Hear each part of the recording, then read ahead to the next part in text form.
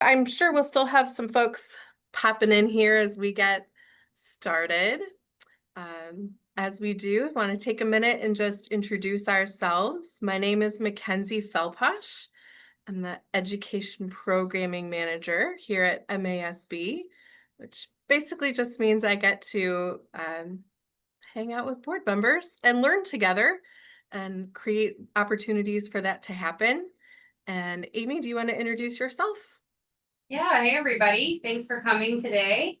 My name is Amy Rucker, and I am the Certification Manager and Instructional Designer here at MASB, which really means that I provide some CBA classes for you guys, and I get to see a lot of members at all of our great events. So Amy and I are also joined by our colleague Larissa Moyer-Gretsch. Thanks for being with us, Larissa. She's gonna kind of be in the background this afternoon and helping make this all work. So we always appreciate seeing Larissa with us too. Still watching, still watching names roll in. Um, Glad you are all with us today.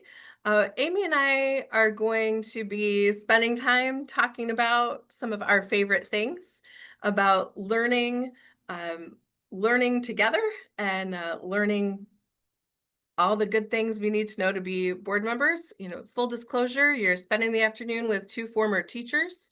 So we get a little geeky about some of this stuff, but we are thrilled to be able to share our work and our passion with you today as we talk about MASB's CBA program and also spend some time focusing on board development and what that might look like and um, just leave you with some invitations of points to ponder.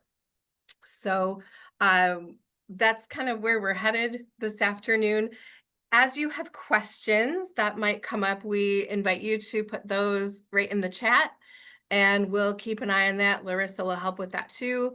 And also in the chat, we will, I'm sure, have links to share and some more things moving forward too. So you want to keep your eye on that. Also good to know as we just get the ball rolling. I always appreciate knowing that a recording will be available shortly. It won't be immediate today, but in the next week or so, we will get that out to you. So if there's anything that you want to know more about or you just want to hear again, it'll be coming your way. Okay, so with that, let's kick off here. Take a look with us at these couple of pictures, if you will. And perhaps you might say to yourself, what does any of this have to do with school boards? Well, my friends, I'm glad you asked. If we take a look at this first picture of the cyclists, we would not hand a person a bike for the first time and think that they could ride in the Tour de France. We expect that training is necessary. You have to learn how to ride a bike. And even if you know how to ride a bike, I know how to ride a bike, but I am not ready to ride the Tour de France. Right? I'm not ready to ride the Delmac, right? So we know that training is necessary. And if we take a look at the other picture on the right here, um, we see 8 people, maybe 10 people, numbers, not my game. But even if I can kayak or I can row a canoe, I don't hop in a crew team and think that just because I can do that individually, I know what it takes to win a race as part of a crew team. So that is really the kind of two pieces of board development that we're looking at here. That even though I might know how to ride a bike, I'm not equipped to ride in the Tour de France. And even if I know how to row a boat, I don't know how to row it with a team. Those are things that I need to learn. And that really is what board development is about, right? We expect that development is necessary to grow as a team. Um, every person who comes to the board table comes to that table with skills and experiences that are incredibly meaningful, but we all still come with things to learn. And every governance team has to learn how to work together. Even if you were a team of 6 and had one new person join you, you are now a new team, right? Every time somebody new comes to that table, we are a new team. And we have to learn how to work together and leverage one another's strengths in such a way that our district is propelled forward and our kids are the ones who benefit from that. Very few of us come to a board fully equipped to do the job. There's always a lot to learn. And honestly, there's a lot at stake, right? Like we're dealing with two of the things that matter most to our communities. You'll hear this a lot around MASB, right? The things that we are dealing with are communities' kids and communities' money. And those are very, very valuable in our communities. So we know that we want to be, and we know you want to be, good stewards of both of those things. And development is one of the ways that you can do that. Uh, with every workshop you attend, with every class you take, every book you read, every podcast you listen to, your skills and knowledge and abilities grow and strengthen. And of course, we recognize that that development is an investment of both your time, your resources, your district's resources, your family's resources, right? And oftentimes when we talk to board members, especially new board members, one of the things that we hear is concern about training, and questions about like, is this a good use of our district's resources? Is my training a good use of our district's resources?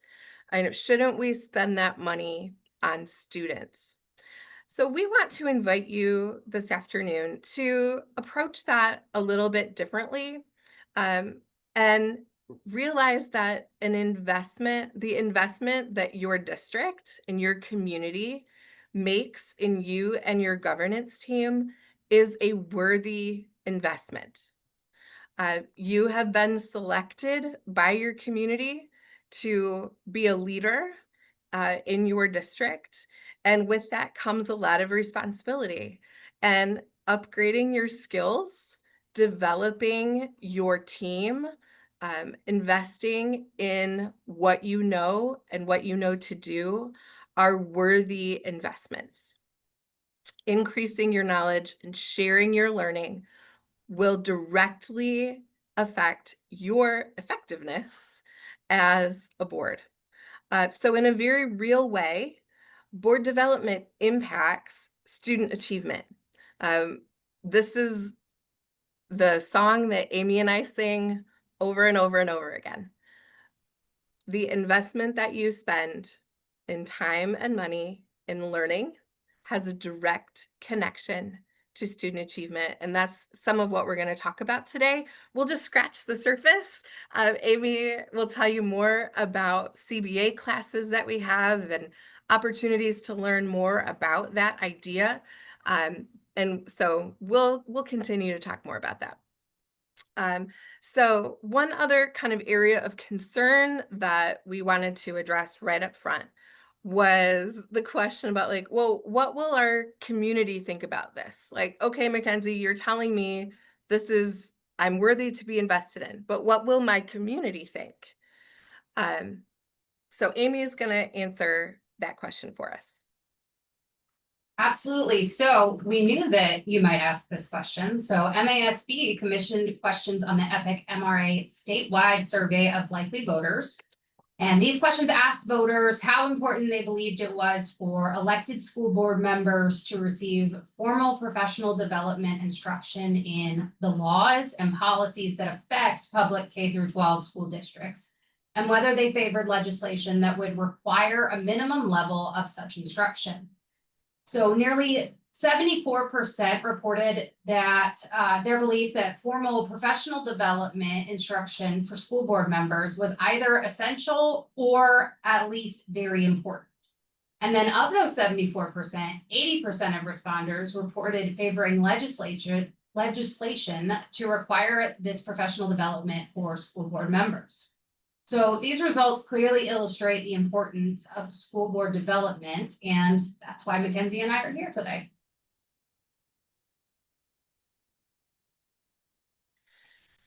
So hopefully we've sold you on our ideas. And if not, hang with us. We will take your questions. We love to talk about this stuff. But that's the foundation that we want to build on this afternoon. Shifting gears a little bit. Like every institution, MASB has its own language that when you are new to the organization can be a little confusing. When I started working here, I kept a notebook that just had acronyms because that's how education is, right? That's how organizations are. So we wanted to run through some kind of basic terms that you will hear around MASB and today as we continue to talk about board development. Yeah, so let's start with the CBA program. And what is the CBA program? So this is actually the Certified Board Member Awards program that is offered to school board leaders as a way to develop new skills, to stay up to date on educational issues, and to earn recognition for continued learning as a school board member. We currently have 65 classes, over 65 classes to take with varying levels. Our 100 level classes offer basic skills and a foundation on which to build on. And then our 200 to 300 level courses are more detailed and they dive deeper into their respective topics.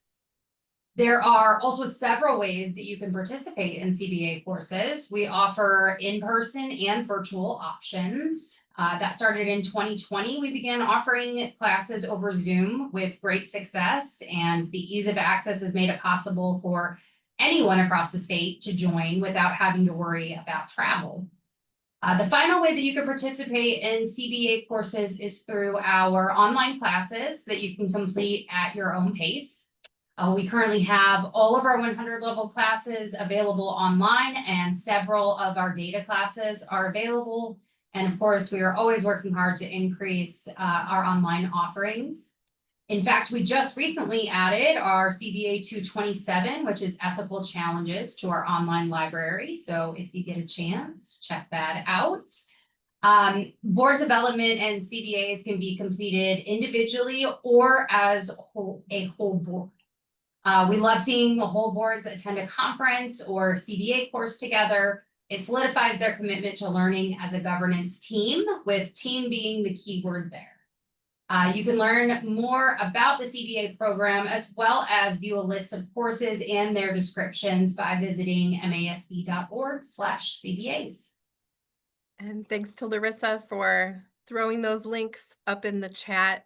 There really are CBA classes about every topic under the sun. Amy does a great job of bringing those together. So institutes, how can you sign up and when can you participate in these CBA classes? That is an excellent question. So we hold several institutes throughout the year. We typically have a winter institute in February that is virtual, a spring institute in April, and summer institute in August. And during these institutes, Friday evenings, all day Saturday and Sunday are typically reserved for CBA classes. Our next institute is summer, and it will be held right here at MASB headquarters, August 15th and 16th. And you can find the complete list of CBAs being offered on our calendar. The Annual Leadership Conference, or ALC, is held in the fall each year. It is another wonderful opportunity for CBAs. And that will be another topic that Mackenzie is going to tell you more about. Let's talk about it right now, shall we? ALC, our Annual Leadership Conference, is coming up in October. On one hand, October feels 1,000 years away, and on the other hand, it feels like tomorrow. Right? I don't know how your summer is going so far, but fall is already upon us. Um, the annual leadership conference is MASB's premier learning event. School board members from all over the state meet together for 4 days of learning and networking, keynote speakers and breakout sessions and CBA classes. This year, we are meeting at the Grand Traverse Resort just outside Traverse City. We alternate locations around the state. Generally, we're moving north and south. Our hope is if we are close to you, that it's convenient. And if we are farther away that year, you get to explore a new town, find somewhere fun to go out for dinner. We really try to bring together the kind of best of what's happening in education nationally, statewide, locally, and hear from people doing the work. So we are excited about October. We try to make ALC an ideal time for boards to come together to learn and grow as a team. And perhaps this is a good place to put a little note. Attending any learning event as a board is not a violation of the Open Meetings Act. Or you just have to make sure you're not conducting board business. But all of you being together at the same place at the same time, learning together, is not a violation of the Open Meeting Act. If you have more questions about that, you can reach out to MASB Legal Counsel Brad Banasic, and he is always happy to share his knowledge of the Open Meetings Act. So we've got CBA classes, we've got weekend institutes, we have a 4-day annual conference. In addition to all of that, another opportunity that MASB wants to bring to its members is workshops, custom workshops, where we come to you. In this opportunity, either MASB staff or one of our cadre of experienced consultants will come to your district and facilitate a workshop specifically designed for you and what you are looking to learn or to work on.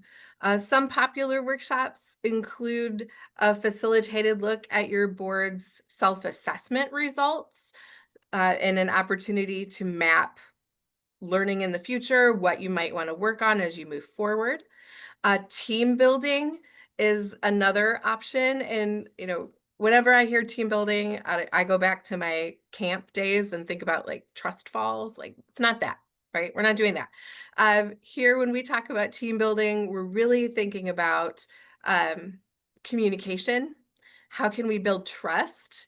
What does the culture that we are creating look like? How do we work together, right? All of these are different in every situation, and we want to be able to help you and your team navigate those waters. So our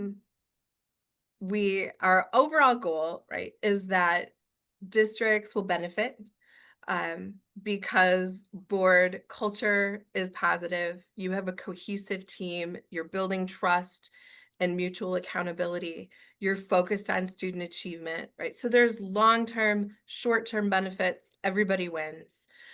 If you are interested in having MASB come and do a custom workshop, you or your superintendent or board president can reach out to our leadership development team here at MASB. It's leadershipservices@masb.org is the email, or you can find more information on our website. Thank you again, Larissa, for popping that in the chat. So another option, Amy mentioned our virtual opportunities really kicked up in 2020, like so many other places. We've got some content where we are coming to you with a custom workshop. We've got some content where you are coming to us to meet together at a conference. And then we have lots of opportunities like we're doing right now, where we're meeting in a virtual space, meeting online. We host CBA classes virtually, live online in a room like this. Generally, we do them where you can see one another and have conversations, and we spend time in breakout rooms. So it's not just, hours of staring at a screen, but we try to make our virtual connections maybe not just as meaningful as when we're in person, but meaningful. So you can always check out the calendar at masb.org and look for those virtual opportunities that are running throughout the year. So we know that continued training and education is important to us, it's important to you, and it's important to your community, and we want to help you obtain that. The MASB Member Assistance Fund started as a pilot program in 2019-2020, and will continue through this year to help defray costs of districts experiencing financial hardship, or that sees costs as a deterrent to accessing MASB services or our events.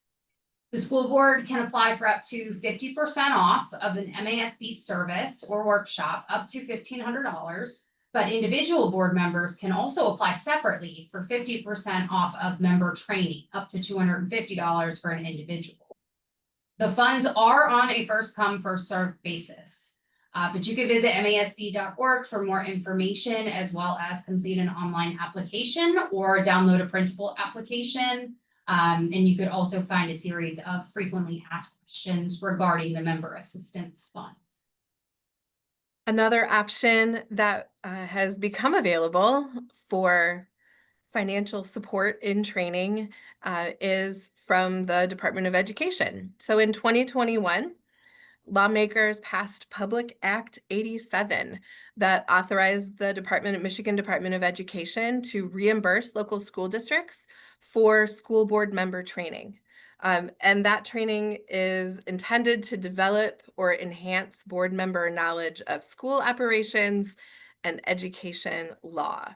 So with the MDE reimbursement, local districts can be reimbursed up to $100 per course for individual board members who received the training. So it's it brings districts' costs way down. It's a great opportunity. So MASB is an approved training program provider, and about 20 of our most popular classes are eligible for that reimbursement. So if maybe you've already taken CBA 101, the fundamentals of school board service, or if you've taken a class like CBA 246 on board superintendent relationships, talk to your district secretary and ask if they know about the reimbursement. So that is a wonderful tool that we've been given. Reimbursements can also be used toward workshops. So our workshop on working as an effective governance team, a board self-assessment facilitation, or the superintendent evaluation training are all up for grabs also with that reimbursement. So check out the website. We have a complete list of options for the reimbursement there at masb.org. So now that we've given you kind of a general overview, let's get into a little bit more about board development. So in 2019, the Center for Public Education reviewed studies and research regarding what makes an effective board, one that improves student achievement. They found that there are 8 common characteristics of effective school boards. So as we walk through these, I want you to think about whether these indicators describe your board. Are there any areas that you could improve upon? If so, we can help you with that.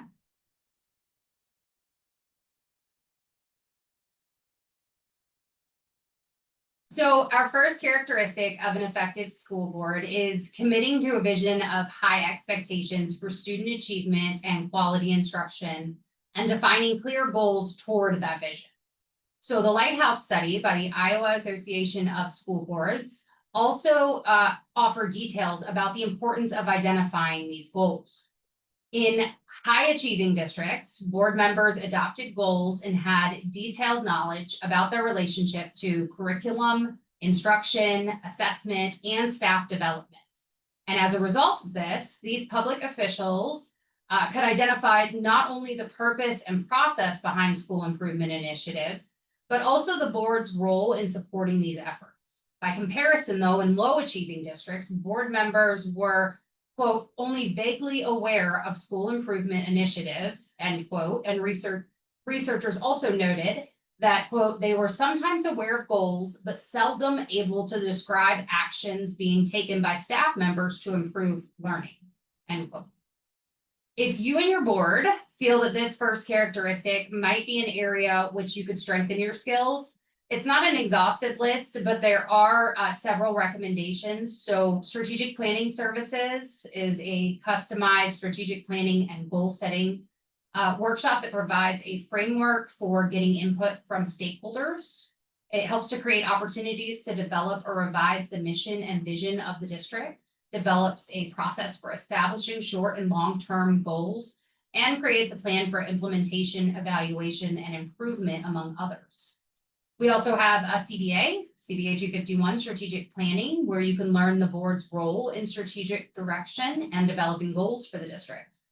And another one that might address this characteristic is CBA 381, which is focusing on student achievement. And in this course, you can explore the role of a local school board in advancing student achievement through multiple strategic and visioning tasks.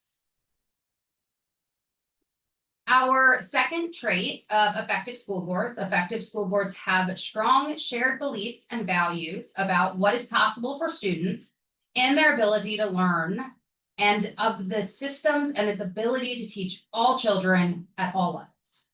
So in the Lighthouse studies, board members consistently expressed their belief in the learning ability of all children and gave specific examples of ways that learning had improved as a result of district initiatives. Poverty, lack of parental involvement, and other factors were described as challenges to overcome and not excuses. To address this characteristic, we have a few recommendations. So CBA 105 is our instruction and curriculum class. This is one of our introductory classes that provides board members with an understanding of the components of an effective curriculum delivery system and the board's role in curriculum instruction and assessment in order to enable student achievement. CBA 302 is understanding assessments. Participants in this course can gain a deeper understanding of the why behind assessment administration, the types of assessment practices that help inform and drive instructional practices, and how data can be used to set direction for an entire school system.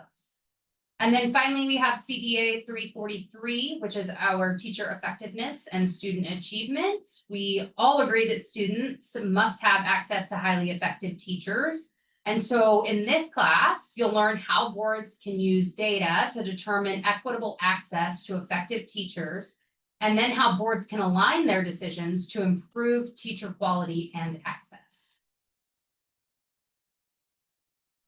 All right, our third characteristic. So effective school boards are accountability driven, spending less time on operational issues and more time focused on policies to improve student achievement. An administrator in the CPE study summed up the board's work. Boards held the superintendent and his or her colleagues accountable for progress, but did not engage in the daily administration of schools. One board member explained, quote, "I am not a professional educator. The superintendent and her staff are the professionals. And we say to them, these are the results we want to see. You are in charge of how to do it," end quote. Results from the Lighthouse study also showed that districts made gains when they were able to focus on achievement rather than administrative issues.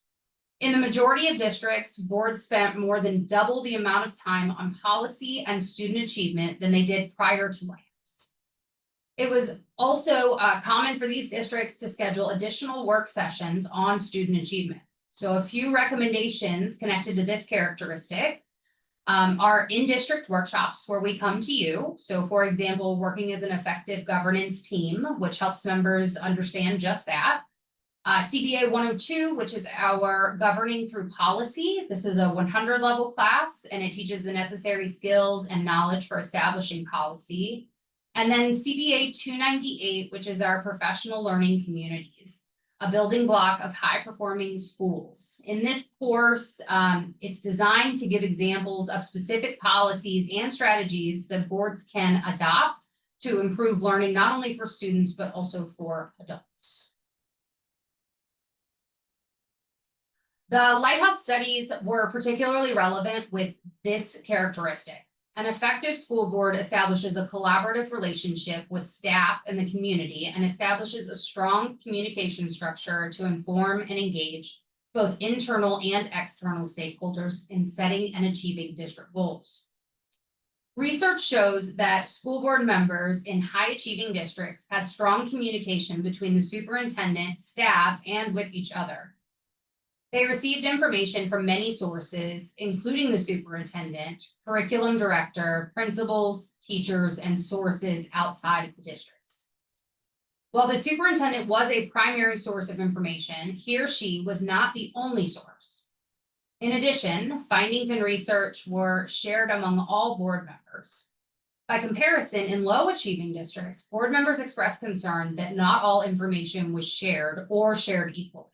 As a result, researchers said, quote, some felt left out of the information flow, end quote. When connecting with the community, high achieving boards are able to give concrete example of spaces where they have connected with and listened to their communities. Staff members commented that the board was supportive and would, quote, respect and listen to them, end quote. And again, as you know, it is not an exhaustive list, but these are a few good ideas on how to increase this area of your board work if it's needed. So we have Board President's Workshop, part 1 and part 2, and this focuses on the role of the board president, as well as how they can best collaborate and work with other board members and the superintendent. We have CBA 106, community relations, and in this course, you'll learn the basics of building strong community support for schools and education. We have CBA 232, which is communicating effectively in difficult times, where members can come away with practical research-based ways to communicate effectively with parents, community groups, media, and others in times of stress or controversy. And then CBA 264, which is our shaping public opinion. This last course focuses on trust and credibility issues, giving you tools to build community involvement and lasting support for your school programs and reforms. Right. Amy took the first 4. I'm going to take the last 4. So characteristic number 5 is that effective boards are data savvy. They embrace and monitor data even when the information is negative, and use it to drive continuous improvement. All right, so board members in the lower performing districts that the research cited, they provided little evidence of data consideration in their decision process. They discussed their decisions using anecdotes and personal experiences rather than looking at data. Let me get to the quote here so I can read it. One part of the study said, the board talked very generally about test scores, and they relied on the interpretation made by the superintendent. So they weren't the ones looking at the data. As a result, board members believed their superintendent, quote, owned the information, leaving it to the administration to interpret the data. Whereas effective school boards embraced data. They were not afraid to confront negative data. In fact, they used it as a basis for improving teaching and learning. Effective boards identified specific student needs through data and justified their decisions based on that data. And then they weren't shy about discussing it. And that's one of the joys of data, right? Because it's not just about our own experiences, but we have something to build opinions and decisions on. So if data is an area where you think you and or your board could rev up your skills, we have some suggestions for you. The first is CBA 109, part of that foundational 100 level group of classes that we talk about so much. CBA 109, data informed decision making. The other opportunity here is for us to talk about our data skills specialty certification. Amy's going to talk more in just a little bit about each of these specialty certifications, but there are 5 classes inside this data certification. When you complete all 5, you are awarded the data skills specialty certification. You get a very fancy pin and recognition from MASB and your community of the work that you've done to grow your knowledge and understanding in this area. Characteristic number 6 of effective school boards. Effective boards align and sustain resources such as professional development to meet the district goals. District budgets are, of course, incredibly complex.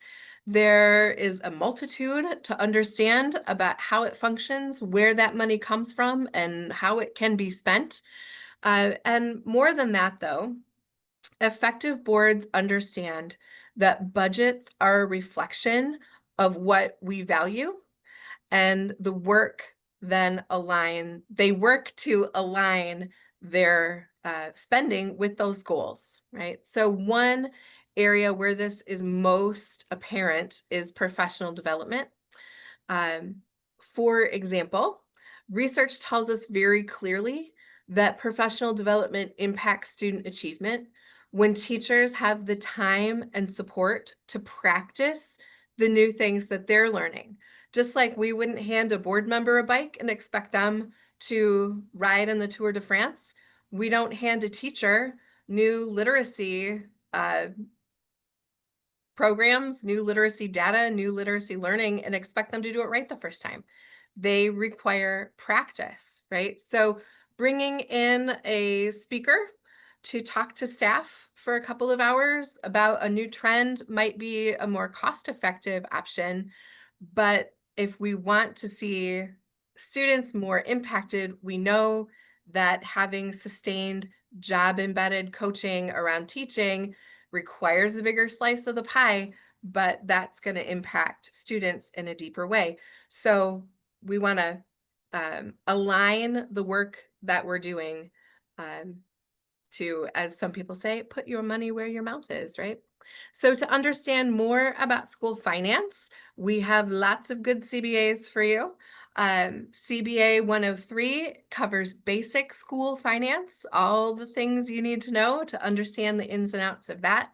And then CBA 215 is advanced school finance if you just can't get enough.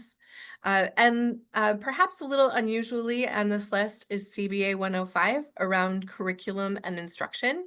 There's a lengthy section of this CBA class that's focused on professional development for teachers and takes a deeper dive into this Iowa Lighthouse study that Amy and I are referencing over and over again, and looks at how are the choices and the decisions that school board members make impacting student achievement. All right, number 7. We're approaching the end. Number 7 characteristic: effective school boards lead as a united team with the superintendent, each from their respective roles, with strong collaboration and mutual trust. Districts that have a strong board superintendent relationship have greater student achievement when we look at things like dropout rates, percentages of students going to college, and aptitude test scores. Characteristics of this kind of governance look like trusting and collaborative relationships. It looks like organizational structures that allow the superintendent to function as the CEO of the district and be an instructional leader there. It looks like an evaluation for the superintendent where everybody knows what the mutually agreed upon procedure is going to be. And perhaps most importantly, it looks like effective communication between the full board and the but also the board chair, the board president, and the superintendent. When communication is humming, things go well toward building that trust. Some things to consider if you want to look at unifying your team. The first would be our board self-assessment. MASB's board self-assessment is a member benefit. It is an online assessment that you can take. You receive a report. You can do it at any time. It is a member benefit to you. There's no cost to it. If you would like to have a facilitator come to your district and walk you through what that means and what you might do next and help you through that process, we love to be able to do that with and for you. This is another opportunity for that team building workshop, whatever that might look like for you, whether it's talking about communication or another aspect of relational difficulty. Maybe it's a facilitated superintendent evaluation. We will come to your district and walk with you through that process with you and your superintendent. I know lots of those are happening this time of year. And then finally is CBA 276, which is an entire CBA class focused on that board superintendent relationship. Okay, last one. Last effective characteristic, eighth characteristic of effective school boards. There we go. They take part in team development training and sometimes with their superintendents to build shared knowledge, values, and commitment for their improvement effort. Uh, this is clearly the theme that Amy and I have been talking about in our time together this afternoon. In this Lighthouse study, high achieving districts, the school board members there regularly participated in activities where they learned together. Um, Often their superintendent was part of that learning and part of that team. They cited frequent work sessions and study sessions where there were opportunities for inquiry and discussion prior to making decisions. Where in low achieving districts, board members said they really didn't learn together except when they were in a meeting and something was presented to them. And they were just reciprocal or receptacles of information. They weren't actively participating and weren't really doing anything together. So, as we've kind of previously talked about, there's a lot of public support for your professional growth, your growth as a school board member. And these kinds of things happen both formally and informally. I wanted to kind of just carve out a minute here and talk about that, right? So, when we're talking about learning together, sometimes those happen in big formal ways like conferences or having MASB come and do a workshop, but they also happen in informal ways. It might be sharing a podcast that you listen to. It might be doing a book study together. If you haven't checked out MASB's podcast, The Soundboard, check it out. There maybe you read an article in Leaderboard magazine and wanted to bring that to people's attention. So anytime that you are learning together, you are growing your effectiveness as a team and as a school board. Some other opportunities to do that. I already talked about that. Okay, here we go. Amy, um, Amy is the kind of guru around here for our board member award program. We take your development very seriously. We honor your work and commitment. And the board member awards program is one of the ways that we do that. The program was started in 1990 and was created with input from both veteran school board members, representatives from higher ed, and other state organizations. And its goal has been to enhance the ability of school boards to improve Michigan public schools and the achievement of our more than 1 million students in the state of Michigan. So Amy is going to share some more details with you about that program.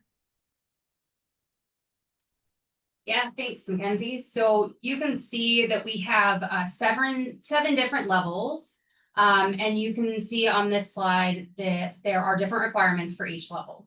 So in addition to these awards, we also have awards for boards of education. So when a whole board reaches the same level, for example, if you reach honor board award, it's given when all of the board members achieve certification status or are level 1. So I'm not going to go through all of these requirements, but there is more information available at masb.org about these different award levels.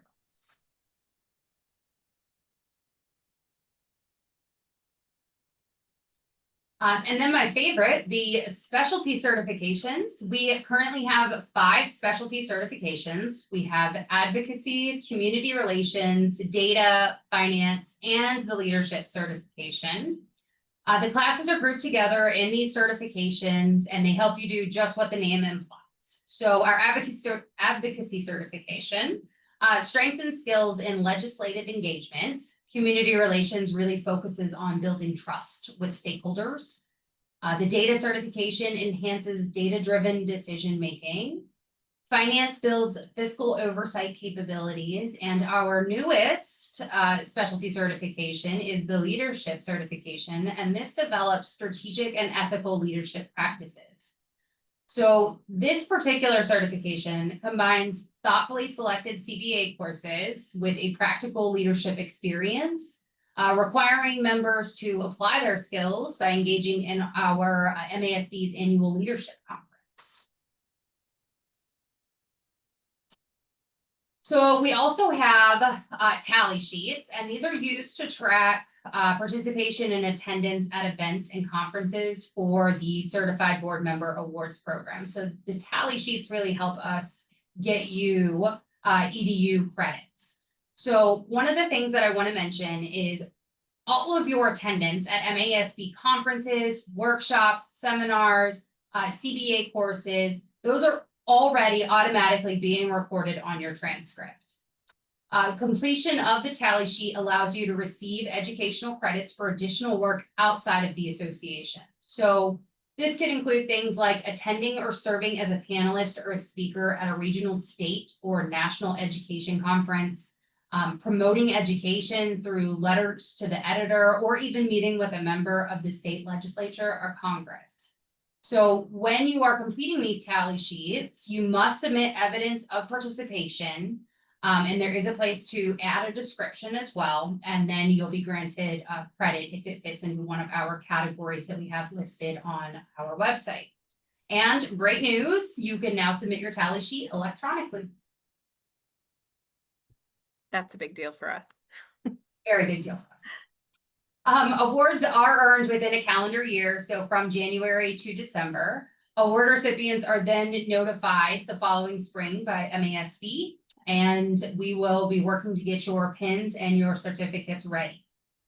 In most cases, those are delivered at County Area School Board Association gatherings across the state. So CASBA award ceremonies are typically held at a local ISD.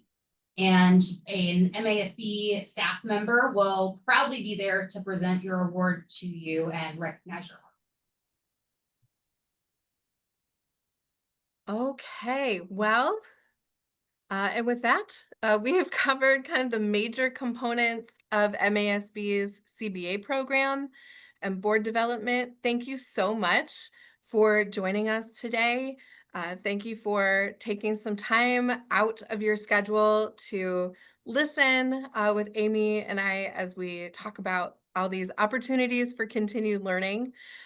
We would love to see you in a CBA. We would love to see you at Summer Institute here in Lansing in August or in Grand Traverse in October for the annual leadership conference. Please come up and say hello if we bump into each other. If there are questions that you have, please feel free to put them up in the chat and we will go through those as they pop in there. If you need to run, we understand that too. We hope you have a great day and look forward to seeing you sometime soon.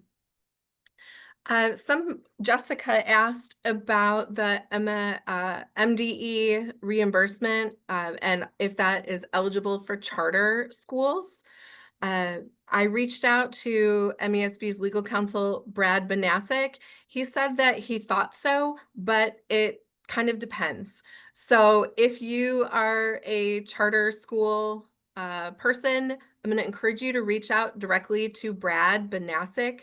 I'll throw his email in the chat and he will listen to your specific case and be able to give you some more guidance on that topic.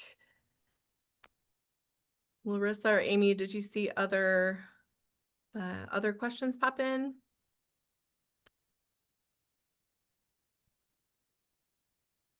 I saw one about board president workshop, and we typically offer board presidents at winter, spring, and summer.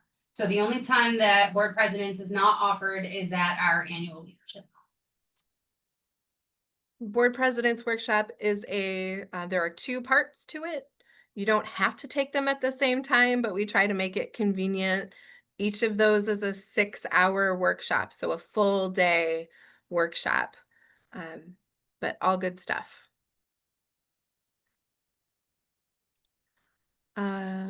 Jessica asked about legislative roundtable events. Do those count toward education credits? Probably. If you are meeting with a legislator, it counts. So send it on in with your tally sheet. We would love to give you credit for that.